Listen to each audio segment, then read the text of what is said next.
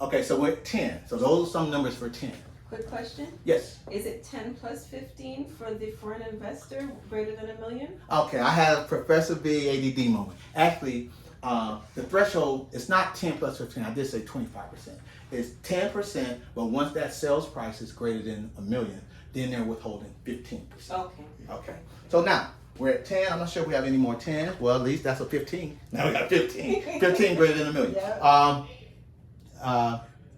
14. We've already covered it. 14 hours continuing education. We could have called it at 6, but we got it. Or 14 hours continuing education. We jumped from 10 to 14. 14 hours CE, which 3 is on the law and 3 is on ethics. Okay. 15% for the foreign investor. I'll remember that next time when you're if the sales price is over $1 million.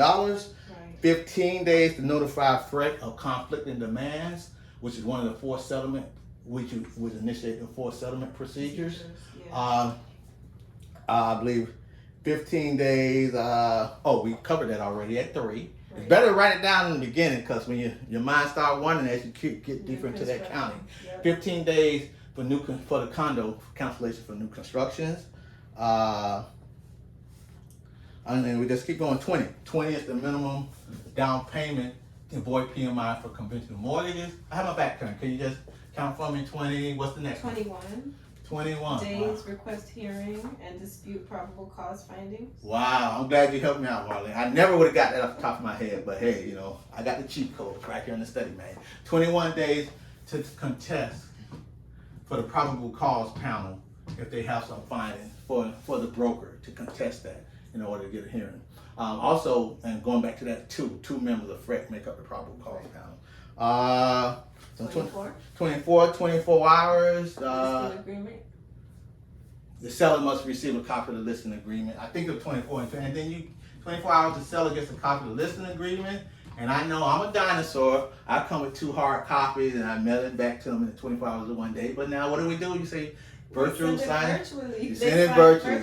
They sign it virtually. You have it and you email it back to them or something. Right. Okay. Right there at the table. Okay. Right. 24 days. Also, 24 days. There was something we said one. I can't remember what it was, but we covered it. Right. I don't know. One day, maybe one day, one broker, one license. 24 No, one hours day, to one get day. the check. One day. Not 24 hours for the, okay, you're thinking like a license. Not 24 hours for the title company to give you the check. 24 hours for you to deposit that earnest money deposit to your broker. To your broker. Right. Okay. But we want our check within 24 minutes when we close. Call a wire. Gotcha. 25,000 for homestead exemption. Actually, the homestead exemption, I'll go to 25. I'm not writing. 25,000 for HEX, up to 0 to 50,000 for the property. The minute the property, and then that 25 will trigger the total homestead exemption. Actually, it's 50,000. But from 51, if the value of the property from 51 to 75K, you get 1,000 increments on your homestead exemption prorationally, whether it's 26,000, 38,000, whatever the property. The minute the assessment of the property is 75,000 or more, then you get the full 50K homestead exemption. Okay. We spoke about the other one with the VA loans. Okay. And also back with this, and I'm not sure how deep they go with it, but also a portion. The second 25,000 is the school board would be exempt. That would only be on 2/3 of the millage. That millage is 3, and after you get deeper into the tax code, there's 3 millage you pay: city, county, and school board. Okay. But that second 25,000 exemption is only for the city and the county portion, not the school board portion. You only will get the 25,000 for that. Okay. So we're at 25,000, 25, any more 25? 25 going once, going twice, going whatever. I'm in my auctioneer mode. Okay. 30. 30, okay, you sure? Okay, 25% you did mention, 25% guarantee for the VA, and we shift to 30. 30 days, the landlord, could you read it for me, 30 days? The landlord must inform if deposit placed in an interest-bearing account. Right, interest-bearing account. And also, we missed it at 5, that's another 5. If you place it in an interest-bearing account, I'm not sure if it's written there, it may be. And 5%. The tenant, you can pay up a maximum of 5% simple interest that you pay to the tenant. But most practically most professionals in this endeavor, they're just trying to hold that earnest money deposit for the transaction, not to earn interest or uses as for their Bitcoin or investments or cryptocurrency investments. They may do such, but not with the proceeds of the earnest money deposit of a given contract. Right. 30 hours. Okay, I mentioned 72 and 60 for the broker. Arlene, you're not there yet, but you're going to be there because you're going to get your broker license. Post licensing is a 60-hour course, which is split up 30 hours on real estate investments and 30 hours on management.